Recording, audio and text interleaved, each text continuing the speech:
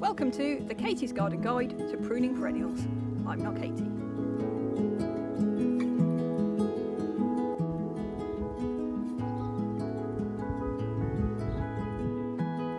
This is a Campanula lactiflora, also known as the Milky Bellflower, and there really isn't very much left of it now that is looking of any interest at all. And if we look down the stems, there's no buds, there's nothing that's going to happen. This is a plant that we know it dies all the way down in the winter time.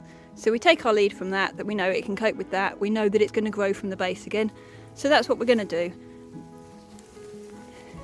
It's one of the earlier flowering perennials, but it's worth having a go.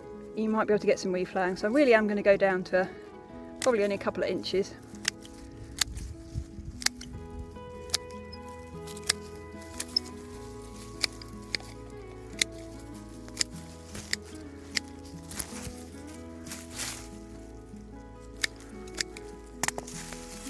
Tidy all that away.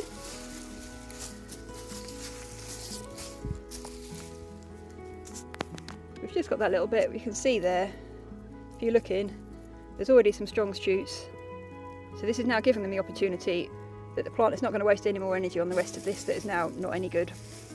And it will put all its priorities into making this new growth instead. Fingers crossed we'll get some more flowers for later in the summer.